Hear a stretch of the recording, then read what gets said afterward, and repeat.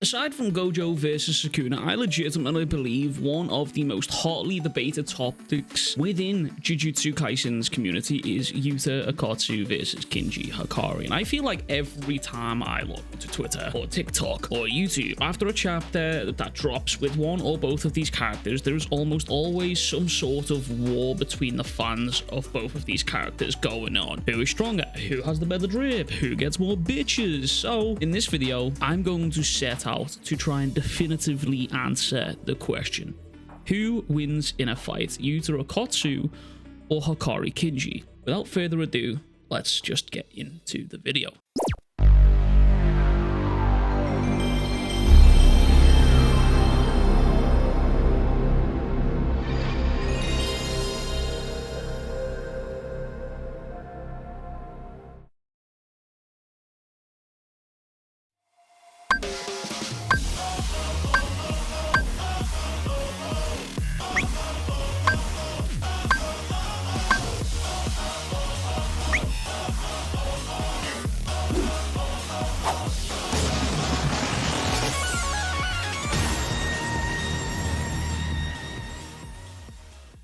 First up, we have the restless gambler himself, Hakari Kinji.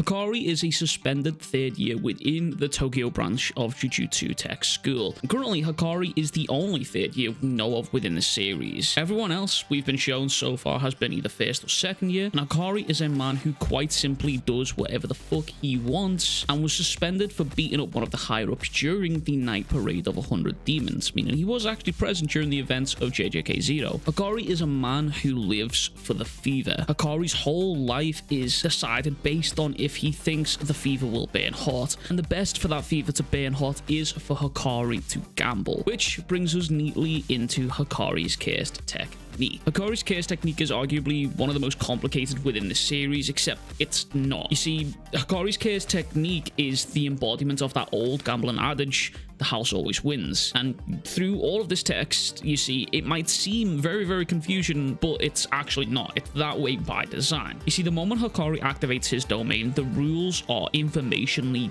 dumped right into your brain noggin right there. And on top of the rules within Hakari's domain, it also makes you pay attention to a story narrative that is playing out. And based on the results of that story narrative, that means Hakari will receive a different set of results, a different bonus. And all of these results all improve his chances of hitting a jackpot. And once Hakari starts rolling, it's pretty difficult to stop. Basically, it all boils down to, it's not if Hakari hits jackpot, it's when he hits jackpot. Hakari said it in best himself: I use skill to grab a hold of luck. And what's unique about Hakari is, unlike most other sorcerers, Hakari's domain came automatically with his curse technique. He didn't have to work through a curse technique to arrive at this, it just happened for him. We've only ever seen one other person in the series like that, and that was Higuruma. And Higuruma was a prospect who was said to have the talent equal to Gojo, meaning Hakari essentially has two modes, base and then domain expansion. But because of the nature of Hakari's domain, it makes his activation speeds incredibly fast. In fact, actually faster than Mahito's 0.2 second in Shibuya. And it was faster than Kashimo could give up on the thought of activating Hollow Wicker Basket. But the real problem lies within the benefits Hakari gets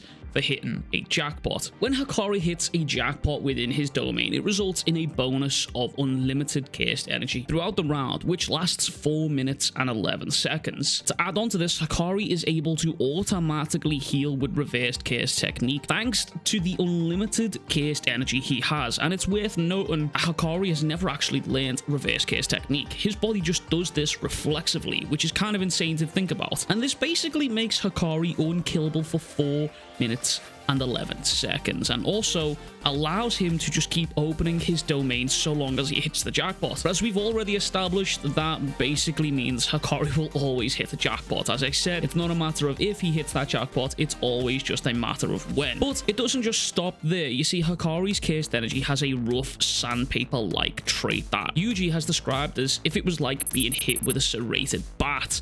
Hakari's offensive capabilities are pretty much limited to the environment that he fights in, his domain expansion, and hand-to-hand combat. As we've seen, Hakari has thrown hands with Kashimo, who is no small opponent by no means. I mean, this same Kashimo was withholding a technique that could have stood toe-to-toe with Sukuna, which is a pretty wild feat in and of itself. But outside of hand-to-hand, Hakari hasn't shown us anything that allows for any sort of range in his attacks. For him to be effective, it must be close distance. But hand-to-hand isn't all that Hakari has here. Unfortunately, this dude might be lacking in school on his test scores, but his combat IQ is incredibly high. And in fact, Hakari was able to stop Kashimo by making him expend all of his cursed energy after dropping him into a body of water. And he was able to do this by capturing him within the domain, changing the coordinates for said domain over a body of water, and then dropping that motherfucker into it. So it is kind of debatable on whether Hakari would have won or lost this fight had this stroke of genius not occurred to him. So I'll let you guys talk about that in the comments down below. Me personally, I'm of the opinion that I think Hakari would have always won that fight. I think Kashimo was just never ever going to use his curse technique regardless of what was happening. He was prepared to die before using that. He only wanted to use that curse technique on Sukuna, and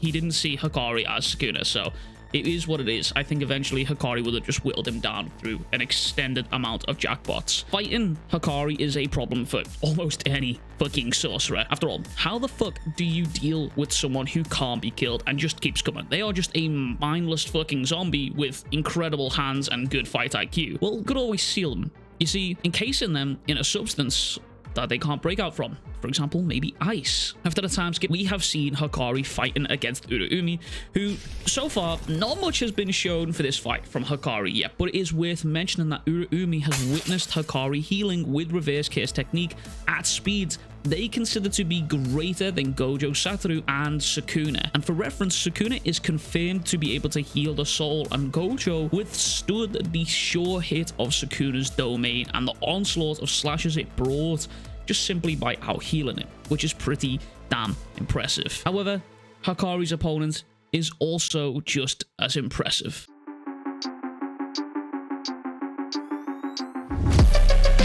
Yuta Okkotsu is a special grade sorcerer who was picked up by Jujutsu High after the vengeful curse spirit Rika had literally stuffed several teenagers / children into a locker in a grotesque manner. Only having been a sorcerer for around 1 year, Yuta was given the title of special grade sorcerer and bested Geto Suguru in combat. And it was also revealed that Yuta is a distant relative of Michizane Sugawara, making him a relative of Gojo Satoru. After the events of Jujutsu Kaisen 0, Yuta was sent away to do training with Miguel. 3 months later, he returned, having earned his special grade status back, and was declared second only to Gojo Satoru in the modern era. Gojo himself has also stated that both Hakari and Yuta will one day be as good as him, and even Todo also gave props to Yuta, kind of in a weird way, because it was revealed to us that Yuta actually managed to take on the entirety of Todo's school by pretty much himself. Yuta's curse technique is a 2-in-1 wombo combo. He has Rika, who has remained with him after the events of Jujutsu Kaisen 0. However, she does still retain some sort of remnant of the will of the original Rika, and to this day, we're not sure if Rika is a curse spirit or a Shikigami. Arguments can be made for both, so again, I'll let you guys discuss that one in the comments down below. On top of having Rika by his side, Yuta is able to copy curse techniques and use Rika as an external storage, basically to store all of these curse techniques, and that is to simply stop his brain from overloading, as Yuki Tsukumo theorizes in a hair fight against Kenjaku. Rika by herself is a formidable force to be reckoned with. Pre-timeskip, Rika was shown to be able to hold Yuji completely in place.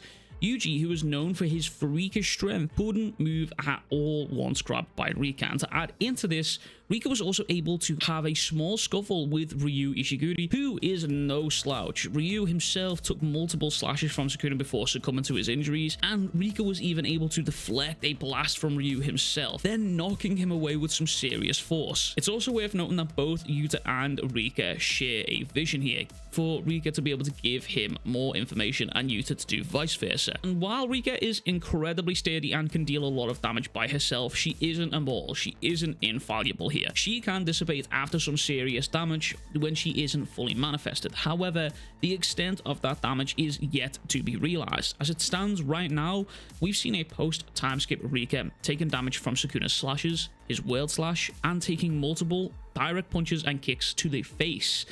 And this all happened while not fully manifested. She also even lost a hand and fingers, which she seemingly grew back, which kind of ties into the argument of, is she a Curse Spirit or is she a Shinigami? Who knows? And if Rika being a tank and being able to fight on her own wasn't enough, there is also Yuta. Yuta by himself possesses the second highest amount of cursed energy within the series, which is more than Gojo and half than Sukuna. So he has a lot of cursed energy. And Yuta is also able to copy and store techniques for later usage when Rika is manifested or within his domain. And these techniques include Sukuna's Cleave and most likely his Dismantle, Angel's Jacob's Ladder, Charles's Future Sight, Uro's Sky Manipulation, Inomaki's Curse Speech, Druv Shikigami, and while it's not a technique, he is capable of high-powered cursed energy output blasts when Rika is fully manifested. So from what we know, Yuta is able to copy techniques through the condition of Rika eating a piece of the opponent. We've seen Rika eating Uro's arm, and it's hinted that she also ate the same finger of Sukuna, and is also one of those things that is debatable on the exact details. So I'll leave that to you guys in the comments below to decide one. But for the purpose of this video, I'm just going to assume that Rika has to consume a piece of the opponent to copy an ability here. However, all of these techniques can be used within the 5-minute time limit that Yuta has. However, it is again also possible that this time limit has either been extended or removed entirely as a result of time skip training. Again, for the purpose of this video, we're going to keep it to the 5-minute time limit just for a safe assumption, because we have no evidence to suggest otherwise. Within this 5-minute time limit, Yuta can also access the large inventory of curse tools he has available to him. However, we have all seen just two things from this. One, the gauntlet arm that he's using, and then two, the cursed microphone that he also uses. I'm not even sure if you can consider the microphone a cursed tool. But if all of this wasn't enough, Yuta has an incredibly powerful domain called all-encompassing, unequivocal love. Much like Hakari, Yuta's domain reflects the personality and beliefs of Yuta himself, and once you're caught in it, Yuta's domain, he scatters his remaining cursed techniques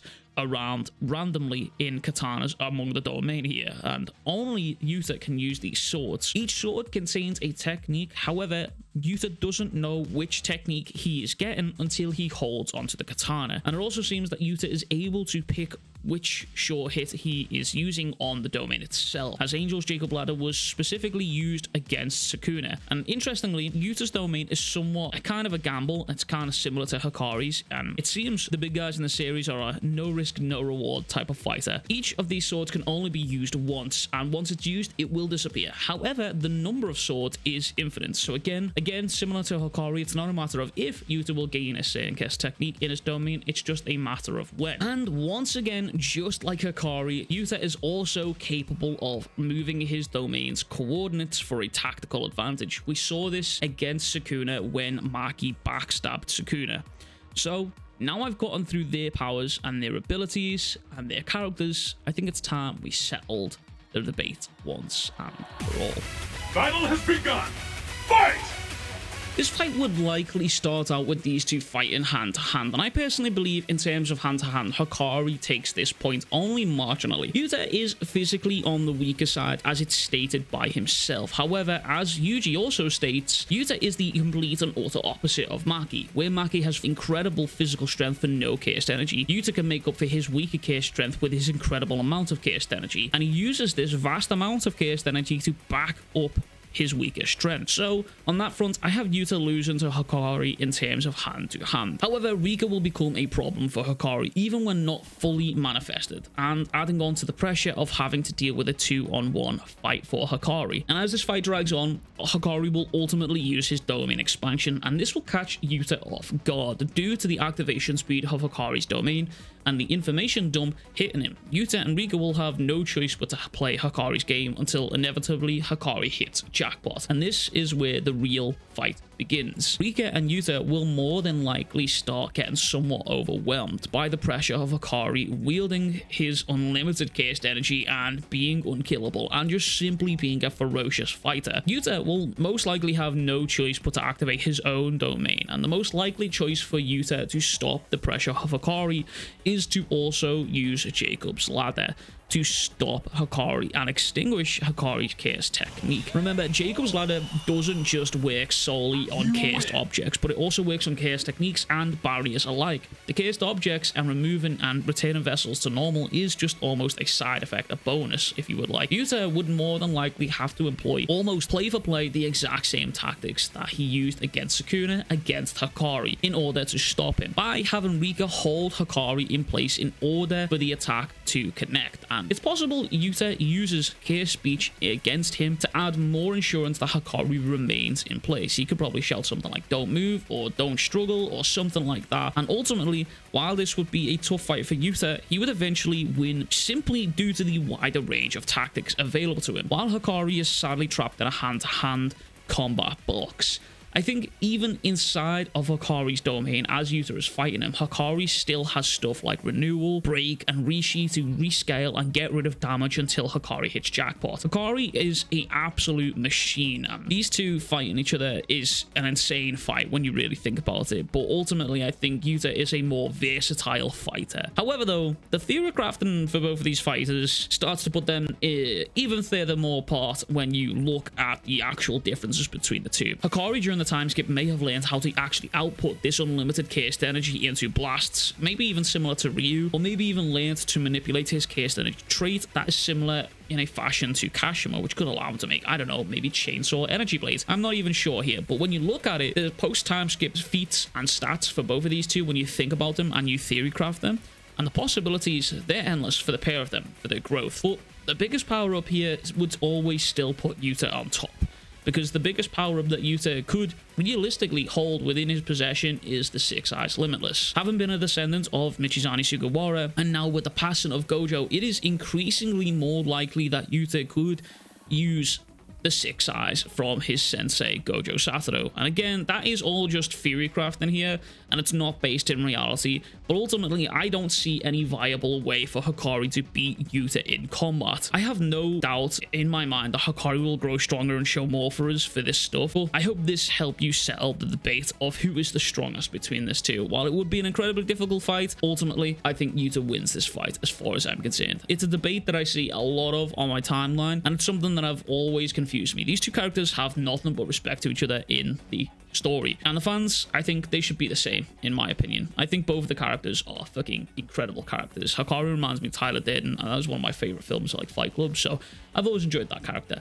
But anyways, that is everything from me. I hope you enjoyed this video. I had a lot of fun making this. Massive shout out to the supporters on Patreon and the members on this channel. You guys help me keep the dream alive, and you help me make content like this. It helps me up the production value of this content, so consider supporting me on Patreon. And anyway, I'll catch you guys all in the next one. Much love, big fucking kisses, peace.